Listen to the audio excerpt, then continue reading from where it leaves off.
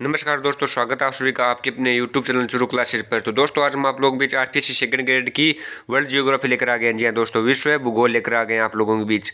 तो आपको क्या करना है, आपको शुरू क्लासेस को सब्सक्राइब कर देना है और क्लास को लाइक कर देना है, ठीक है दोस्तों। और क्लास को दोस्तों के साथ शेयर कर दीजिए। दोस्तों हम आप लोगों के बीच विश्व भूगोल के 51 महत्वपूर्ण प्रश्न लेकर आए हैं। जी हाँ दोस्तों, 51 महत्वपूर्ण प्रश्न लेकर आए हैं, एकदम महत्वपूर्ण प्रश्न है। आपको क्या करना है, आपको इन क्वेश्चनों को देख लेना है, परीक्षा से पहले दिन भी देख लेना है और अब भी देख लेना है, आपका रिविजन कर लेना है। मैं 100% श्योर के साथ कह रहा हूँ कि विश्व भूगोल में इन्हीं 51 प्रश्नों में से आएंगे। 100% श्योर के साथ कह रहा हूँ कि 51 प्रश्नों में से आएंगे। आप देख लीजिए एक बार क्लास को पूरा एंड तक। हम आप लोग बीच बहुत महत्वपूर्ण क्वेश्चन लेकर आए हैं। और शुरू क्लास में आपने बोर्ड पेपर नहीं देखे, बोर्ड पेपर आप जाकर देख सकते हो, प्लेलिस्ट में मिल जाएंगे आपको। हाँ, प्लेलिस्ट मिल जाएगी RPSC second grade model paper की, जिसमें हम आप लोगों को 2 मॉडल पेपर प्रोवाइड करा दिए हैं। आप लोगों को 2 मॉडल पेपर देखने को मिल जाएंगे और शाम को 3 मॉडल पेपर भी मिल जाएगा। ट्रू क्लासेस पूर्ण रूप से सेकंड ग्रेड को समर्पित चैनल है। तो आपको क्या करना है, आपको ट्रू क्लासेस को सब्सक्राइब कर लेना है, ठीक है दोस्तों। अब आपके पास अंतिम 2 दिन बचे हैं बस। अब अंतिम 2 दिनों में आपको रिविजन करना है बस। विश्व भूगोल की मैं गारंटी के साथ कह रहा हूँ, इन 51 क्वेश्चनों में से आएंगे। आप ये क्लास एंड तक जरूर देख लेना, बहुत ही मोस्ट क्वेश्चन है। और मैं कमेंट करके जरूर बताना है कि आपको क्लास कैसी लगी। और अंत में मैं कमेंट करना ईमानदारी से बताना है कि आपके कितने क्वेश्चन सही है, ठीक है दोस्तों। चलिए दोस्तों, आज क्लास स्टार्ट करते हैं। आपका पहला क्वेश्चन क्या है? हाँ, आपका पहला क्वेश्चन है कि क्षेत्रफल की दृष्टि से विश्व का सबसे बड़ा महाद्वीप कौन सा है? कि क्षेत्रफल की दृष्टि से विश्व का सबसे बड़ा महाद्वीप कौन सा है? दोस्तों ये भी मोस्ट क्वेश्चन है, क्षेत्रफल की दृष्टि से विश्व का सबसे बड़ा महाद्वीप कौन सा है? ए नंबर ऑप्शन है, बी है अफ्रीका, सी है उत्तरी अमेरिका, डी है दक्षिण अमेरिका। तो दोस्तों इसमें आपका राइट आंसर हो जाएगा ऑप्शन नंबर ए। क्षेत्रफल की दृष्टि से विश्व का सबसे बड़ा महाद्वीप कौन सा है? एशिया महाद्वीप है। और भारत किस महाद्वीप के अंदर आता है? भारत एशिया महाद्वीप के अंदर आता है, ठीक है। अगला प्रश्न देखते हैं। अगला प्रश्न है, क्षेत्रफल की दृष्टि से विश्व का छोटा महाद्वीप कौन सा है? कि क्षेत्रफल की दृष्टि से विश्व का छोटा महाद्वीप कौन सा है? तो ए नंबर ऑप्शन है अफ्रीका, बी है अंटार्कटिका, सी है ऑस्ट्रेलिया और डी है दक्षिण अमेरिका। तो दोस्तों इसमें आपका राइट आंसर हो जाएगा ऑस्ट्रेलिया। क्षेत्रफल की दृष्टि से छोटा महाद्वीप पूछिए तो ऑस्ट्रेलिया और बड़ा महाद्वीप पूछिए तो एशिया, ठीक है। अगला प्रश्न देखते हैं। अगला प्रश्न आ रहा है आपका कि जनसंख्या की दृष्टि से विश्व का सबसे बड़ा महाद्वीप कौन सा है? कि जनसंख्या की दृष्टि से विश्व का सबसे बड़ा महाद्वीप कौन सा है? ए नंबर क्वेश्चन अफ्रीका, बी है एशिया, सी है अंटार्कटिका और डी है यूरोप। तो दोस्तों आपको जनसंख्या की दृष्टि से पूछे या फिर क्षेत्रफल की दृष्टि से पूछे तो एशिया महाद्वीप ही है बड़ा, ठीक है। जनसंख्या की दृष्टि से भी एशिया महाद्वीप सबसे बड़ा महाद्वीप है, ठीक है। अगला प्रश्न देखते हैं। अगला प्रश्न है कि प्राय निरंजन महाद्वीप कौन सा है? कि प्राय निरंजन महाद्वीप कौन सा है? ये भी मोस्ट क्वेश्चन दोस्तों, स्टार लगाने वाला क्वेश्चन है कि प्राय निरंजन महाद्वीप कौन सा है? ए नंबर ऑप्शन अंटार्कटिका, बी है साइबेरिया, सी है हिमालय पर्वत और डी है अफ्रीका। तो दोस्तों इसमें आपका राइट आंसर हो जाएगा ऑप्शन नंबर ए। प्राय निरंजन महाद्वीप अंटार्कटिका महाद्वीप है, ठीक है। अंटार्कटिका महाद्वीप प्राय निरंजन महाद्वीप आपको मालूम होना चाहिए। अगला प्रश्न है कि वर्ष 2011 की सूर्य की पहली किरण किस देश में पड़ी? ये भी मोस्ट क्वेश्चन दोस्तों, स्टार लगाने वाला क्वेश्चन है, मोस्ट क्वेश्चन लगा लीजिए, आप इसे डबल स्टार लगा लीजिए। कि वर्ष 2011 में सूर्य की पहली किरण किस देश में पड़ी? ए नंबर ऑप्शन किरावती, बी है जापान, सी है कनाडा, डी है ग्रीनलैंड। तो दोस्तों इसमें आपका राइट आंसर हो जाएगा ए नंबर ऑप्शन। वर्ष 2011 की पहली सूर्य किरण किरावती में पड़ी, ठीक है, किरावती देश में पड़ी। अगला प्रश्न देखते हैं। अगला प्रश्न आ रहा है कि विश्व में जनसंख्या की दृष्टि से दूसरा बड़ा देश कौन सा है? कि विश्व में जनसंख्या की दृष्टि से दूसरा सबसे बड़ा देश कौन सा है? ए नंबर ऑप्शन है चीन, बी है भारत, सी है पाकिस्तान, डी है यूएसए।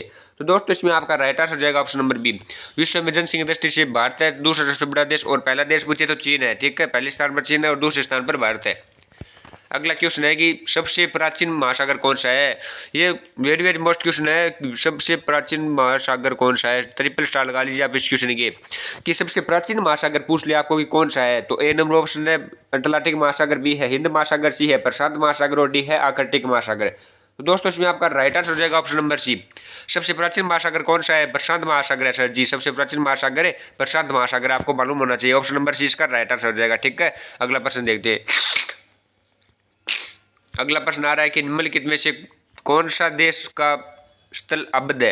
कि निम्नलिखित में से कौन सा स्थल अवध है? तो ए नंबर ऑप्शन है मंगोलिया, बी है टर्की, सी है वेनेजुएला और डी है मिस्र। तो दोस्तों इसमें आपका राइट आंसर हो जाएगा मंगोलिया देश का स्थल अवध है, ठीक है। अगला प्रश्न देखते हैं। अगला प्रश्न है कि प्रायद्वीपों का महाद्वीप किस महाद्वीप को कहा जाता है? कि प्रायद्वीपों का महाद्वीप किस महाद्वीप को कहा जाता है? ए नंबर ऑप्शन है एशिया, बी है यूरोप, सी है अफ्रीका, डी है ऑस्ट्रेलिया। तो दोस्तों इसमें आपका राइट आंसर हो जाएगा ऑप्शन नंबर बी। प्रायद्वीपों का महाद्वीप यूरोप महाद्वीप को कहा जाता है, ठीक है। ए बी नंबर ऑप्शन इसका राइट आंसर हो जाएगा। प्रायद्वीपों का महाद्वीप यूरोप महाद्वीप को कहा जाता है। अगला प्रश्न देखते हैं। अगला प्रश्न आ रहा है कि अंध महाद्वीप किसका उपनाम है? कि अंध महाद्वीप किसका उपनाम है। ए नंबर ऑप्शन अंटार्कटिका भी है, उत्तरी अमेरिका सी है, अफ्रीका और डी है यूरोप है। तो दोस्तों इसमें आपका राइट आंसर हो जाएगा ऑप्शन नंबर सी, अंध महाद्वीप अफ्रीका का उपनाम है। ठीक है, अंध महाद्वीप किसका उपनाम है? अफ्रीका का उपनाम है। विश्व की छत किसे कहते हैं? ये मोस्ट क्वेश्चन है कि विश्व की छत किसे कहते हैं? ए नंबर है तिब्बत के पठार को, बी है पामीर के पठार को, सी है अनातोलिया के पठार को, डी है दक्षिण भारत के पठार को। तो दोस्तों इसमें आपका राइट आंसर हो जाएगा ऑप्शन नंबर बी, विश्व की छत पामीर के पठार को कहते हैं। ठीक है, आपको मालूम होना चाहिए कि विश्व की छत किसको कहते हैं? सर जी विश्व की छत पामीर के पठार को कहते हैं। अगला प्रश्न देखते हैं। अगला प्रश्न आ रहा है कि विश्व की सबसे बड़ी गहरी झील कौन सी है? विश्व की सबसे बड़ी गहरी झील कौन सी है? ए नंबर ऑप्शन है बेकाल झील, बी है वान झील, सी है सुपीरियर झील और डी है कैस्पियन झील सागर। तो दोस्तों इसमें आपका राइट आंसर हो जाएगा ऑप्शन नंबर ए, विश्व की सबसे बड़ी गहरी झील कौन सी है? विश्व की सबसे बड़ी गहरी झील सर जी बेकाल झील है। ठीक है, बेकाल झील आपको मालूम होना चाहिए। अगला प्रश्न देखते हैं। अगला प्रश्न है विश्व में सबसे ऊंचा जल प्रताप कौन सा है? कि विश्व में सबसे ऊंचा जल प्रताप है कौन सा है? ए नंबर ऑप्शन है धुआंधार, बी है एंजिल, सी है विंडोज टियर और डी है सदरलैंड। तो दोस्तों इसमें आपका राइट आंसर क्या हो जाएगा? इसमें आपका राइट आंसर हो जाएगा बी नंबर ऑप्शन, विश्व में सबसे ऊंचा जल प्रताप कौन सा है? एंजिल है। ठीक है, अगला प्रश्न है कि विश्व में सबसे ऊंचाई पर स्थित राजधानी कौन सी है? कि विश्व में सबसे ऊंचाई पर स्थित राजधानी कौन सी है? ये मोस्ट क्वेश्चन है कि विश्व में सबसे ऊंचाई पर स्थित राजधानी पूछा है, न कि देश। ठीक है, विश्व में सबसे ऊंचाई पर स्थित राजधानी कौन सी है? ए नंबर ऑप्शन लापाज, बी है लंदन, सी है पेरिस और डी है काबुल। डी है काबुल। तो इसमें आपको मालूम होना चाहिए कि राइट आंसर क्या होगा। तो दोस्तों इसका राइट आंसर हो जाएगा लापाज। विश्व में सबसे ऊंचाई पर स्थित है राजधानी लापाज राजधानी है। ठीक है, अगला प्रश्न देखते हैं। अगला प्रश्न है कि विश्व में सर्वाधिक देश किस महाद्वीप में है? कि विश्व में सर्वाधिक देश किस महाद्वीप में है? ए नंबर ऑप्शन है एशिया, बी है यूरोप, सी है ऑस्ट्रेलिया और डी है अफ्रीका। तो दोस्तों इसका राइट आंसर क्या हो जाएगा? इसका राइट आंसर हो जाएगा अफ्रीका। विश्व में सर्वाधिक देश अफ्रीका में है। अब आप लोग सोचोगे कि सर जी क्षेत्रफल दृष्टि से और जनसंख्या दृष्टि से हुआ एशिया महाद्वीप बड़ा, तो सर्वाधिक देश से अफ्रीका महाद्वीप में कैसे हो सकते हैं? क्योंकि अफ्रीका महाद्वीप के अंदर छोटे छोटे देश हैं। हाँ, छोटे छोटे देश हैं, बहुत छोटे छोटे देश हैं। जितने हमारे राजस्थान के अंदर जिले उतने छोटे छोटे देश हैं अफ्रीका महाद्वीप में। ठीक है, अगला प्रश्न आ रहा है कि विश्व में सबसे लंबी नदी कौन सी है? ये भी मोस्ट क्वेश्चन है, ये भी स्टार लगाने वाला क्वेश्चन है कि विश्व में सबसे लंबी नदी कौन सी है? तो दोस्तों इसमें आपको मालूम होना चाहिए कि विश्व में सबसे लंबी नदी कौन सी है। ए नंबर ऑप्शन नील, बी है मेजर, सी है यांगटी, सी है कियांग और डी है ओब। तो दोस्तों इसका राइट आंसर हो जाएगा नील। ठीक है, विश्व में सबसे लंबी नदी पूछे तो नील है, और सेकंड नदी पूछे कि विश्व की सबसे दूसरी नदी कौन सी है? विश्व की सबसे लंबी नदियों में दूसरे स्थान पर कौन सी नदी का है? तो अमेजन। अमेजन तो है दूसरी, सेकंड है, और नील है फर्स्ट। ठीक है, तो अब क्वेश्चन क्या पूछा है आपको? क्वेश्चन पूछा है कि विश्व की सबसे लंबी नदी, तो ए नंबर ऑप्शन इसका राइट आंसर हो जाएगा। अगला क्वेश्चन है कि विश्व का सबसे बड़ा मरुस्थल कौन सा है? कि विश्व का सबसे बड़ा मरुस्थल कौन सा है? ए नंबर ऑप्शन है थार का मरुस्थल, बी है सारा मरुस्थल और सी है अंटाकामा और डी है पेटागोनिया। तो दोस्तों इसका राइट आंसर हो जाएगा सारा मरुस्थल। ऑप्शन नंबर बी इसका राइट आंसर हो जाएगा। विश्व का सबसे बड़ा मरुस्थल कौन सा है? सारा मरुस्थल है सर जी। अगला प्रश्न देखते हैं। अगला प्रश्न है कि विश्व में सबसे बड़ा महासागर कौन सा है? यह भी क्वेश्चन स्टार लगाने वाला क्वेश्चन है। ये भी क्वेश्चन स्टार लगाने वाला क्वेश्चन है कि विश्व का सबसे बड़ा महासागर है कौन सा है? ए नंबर ऑप्शन है प्रशांत महासागर, बी है अंध महासागर, सी है हिंद महासागर, डी है आर्कटिक। तो दोस्तों इसमें आपका राइट आंसर क्या हो जाएगा? इसमें आपका राइट आंसर हो जाएगा प्रशांत महासागर। विश्व में सबसे बड़ा महासागर कौन सा है? प्रशांत महासागर है विश्व का सबसे बड़ा महासागर। ठीक है, अगला प्रश्न देखते हैं। अगला प्रश्न है कि अफ्रीका एवं यूरोप महाद्वीप के बीच कौन सा महासागर अवस्थित है? कि अफ्रीका एवं यूरोप महाद्वीप के बीच में कौन सा महासागर स्थित है? ए नंबर ऑप्शन लाल सागर, बी है कैस्पियन सागर, सी है भूमध्य सागर और डी है बाल्टिक सागर। तो दोस्तों इसमें आपका राइट आंसर हो जाएगा ऑप्शन नंबर सी, भूमध्य सागर। अफ्रीका और यूरोप महाद्वीप के बीच में भूमध्य सागर स्थित है। ठीक है, अगला प्रश्न क्या आ रहा है? अगला प्रश्न आ रहा है कि भूमध्य सागर को लाल सागर से कौन सी नहरें जोड़ती है? कि भूमध्य सागर को लाल सागर से कौन सी नहर जोड़ती है? ए नंबर ऑप्शन है कील नहर, बी है पनामा नहर, सी है सवेज नहर और डी है इनमें से कोई नहीं। तो दोस्तों इसमें आपका राइट आंसर हो जाएगा ऑप्शन नंबर सी, भूमध्य सागर को सवेज नहर लाल सागर से जोड़ती है। ठीक है, अगला प्रश्न देखते हैं। अगला प्रश्न आ रहा है कि कैंटरबरी का मैदान कहाँ स्थित है? कि कैंटरबरी का मैदान कहाँ स्थित है? ए नंबर ऑप्शन है ब्राजील, बी है न्यूजीलैंड और सी है कजाकिस्तान और डी है संयुक्त राज्य अमेरिका। तो दोस्तों इसमें आपका राइट आंसर हो जाएगा ऑप्शन नंबर बी, कैंटरबरी का मैदान है न्यूजीलैंड के अंदर स्थित है। ठीक है, अगला प्रश्न देखते हैं। अगला प्रश्न है कि महान झील कौन से देश के अंदर स्थित है? कि महान झील कौन से देश के अंदर स्थित है? ए नंबर ऑप्शन है संयुक्त राज्य अमेरिका, बी है ब्राजील, सी है नॉर्वे और डी है स्वीडन। तो दोस्तों इसमें आपका राइट आंसर हो जाएगा संयुक्त राज्य अमेरिका के अंदर महान झील स्थित है। ठीक है, संयुक्त राज्य अमेरिका के अंदर कौन सी झील है? महान झील है। ठीक है, अगला प्रश्न देखते हैं। अगला प्रश्न है कि कौन सी नदी विषुवत रेखा को 2 बार काटती है, कि कौन सी नदी विषुवत रेखा को 2 बार काटती है। ए नंबर ऑप्शन है कांगो नदी, बी है राइन नदी, सी है अमेजन नदी और डी है नील नदी। तो दोस्तों इसमें आपका राइट आंसर हो जाएगा कांगो नदी। कांगो नदी विषुवत रेखा को 2 बार काटती है, ठीक है, आपको मालूम होना चाहिए। ऑप्शन नंबर ए इसका राइट आंसर हो जाएगा। अगला प्रश्न देखते हैं।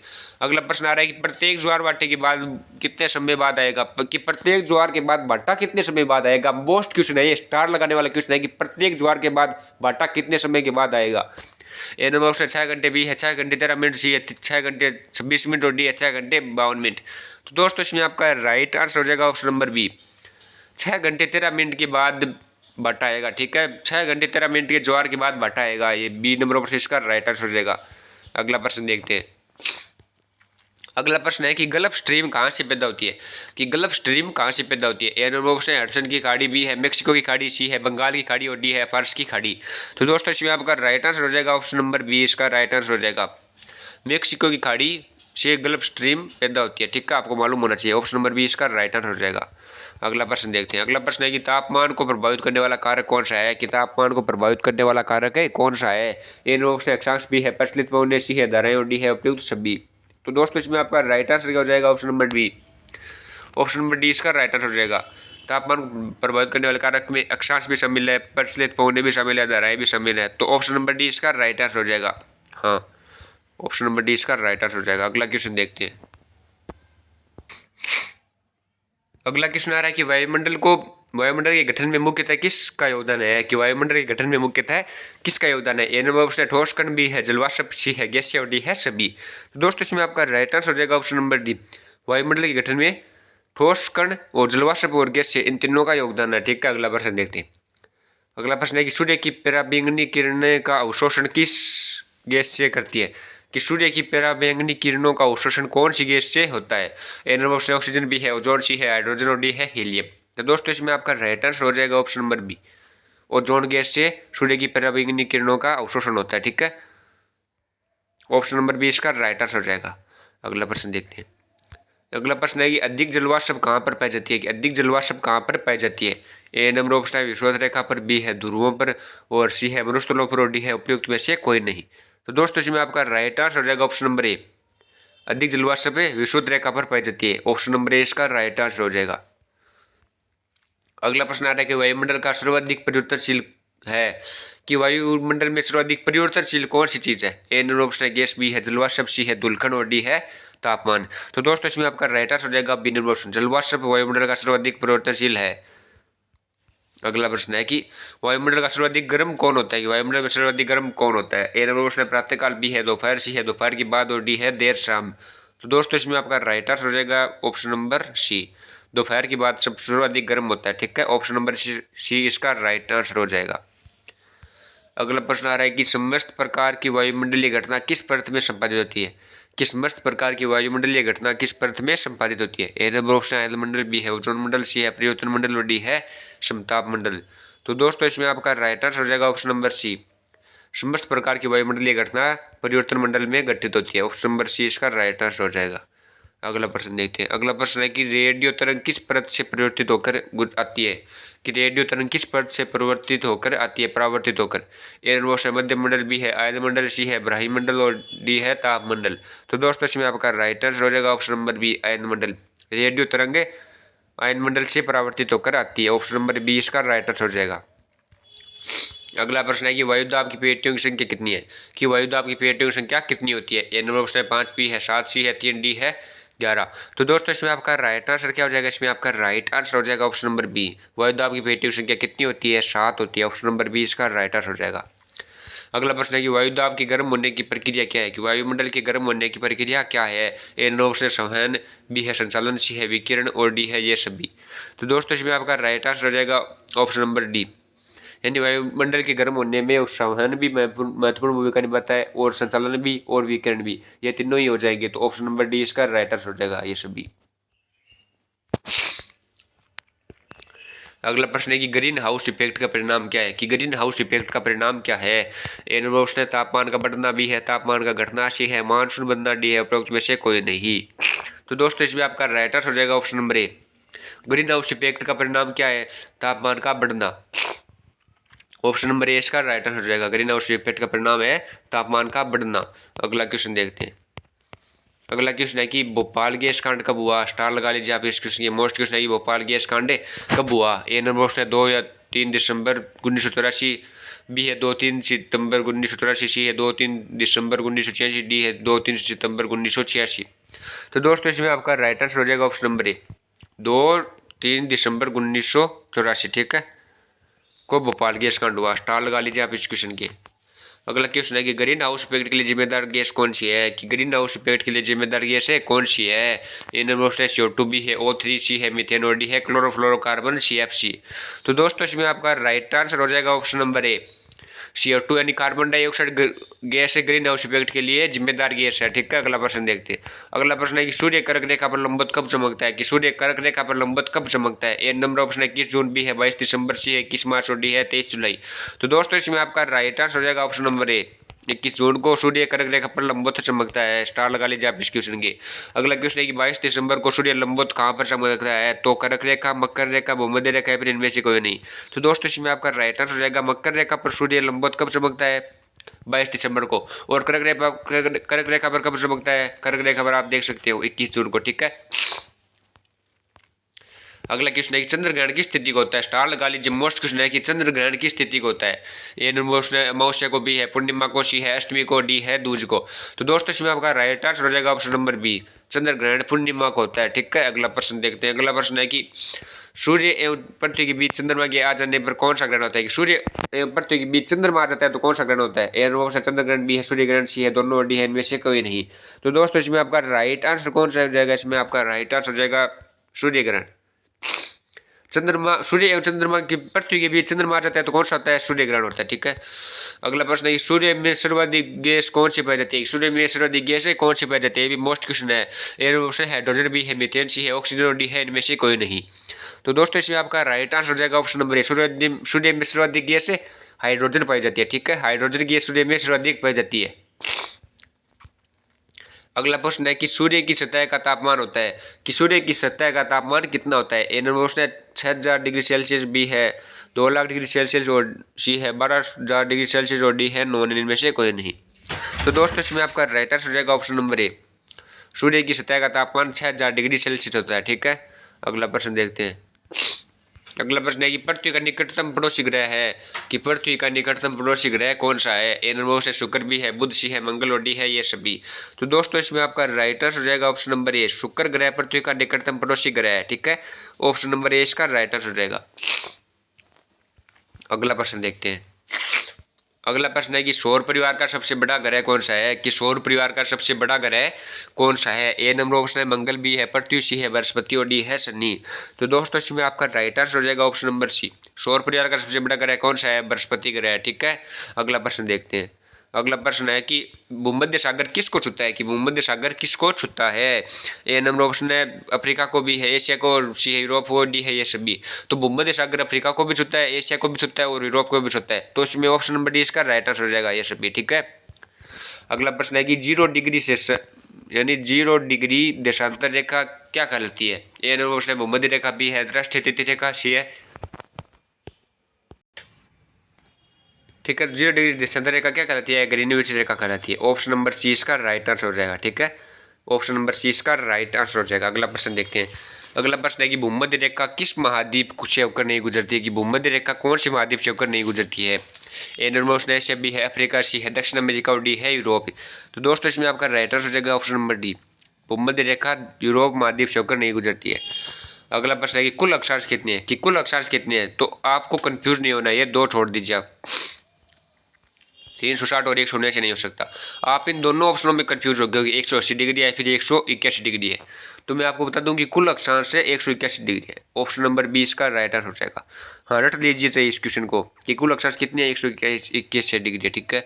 आज का अंतिम प्रश्न है आपका कि विश्व में सर्वाधिक चाय उत्पादक देश कौन सा है। कि विश्व में सर्वाधिक चाय उत्पादक देश कौन सा है। ए नंबर ऑप्शन है चीन, बी है भारत, सी है मलेशिया, डी है कीनिया। तो दोस्तों इसमें आपका राइट आंसर हो जाएगा ऑप्शन नंबर बी भारत। और भारत के अंदर सर्वाधिक उत्पादन कौन से राज्य में होता है। असम राज्य में होता है, ठीक है। चाय का उत्पादन असम राज्य में होता है। तो आज का जो विश्व भूगोल की क्लास थी वो आपको कैसी लगी हमें कमेंट करके ज़रूर बताना। और क्लास को लाइक कर देना और क्लास को दोस्तों के साथ शेयर कर देना।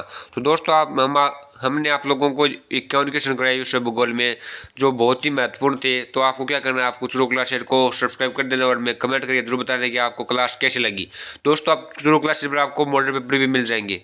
चुरू क्लासेज 2 मॉडल पेपर तो बना चुका है, 2 मॉडल पेपर आपको प्ले लिस्ट में मिल जाएंगे और 3 मॉडल पेपर आपको प्रोवाइड करा देगा। ठीक है, तो आपको क्या करना है, आपको चुरू क्लासेज को सब्सक्राइब कर देना है। ठीक है दोस्तों, धन्यवाद दोस्तों। बंदे चुरू क्लासेज के साथ like share and subscribe Churu classes. धन्यवाद।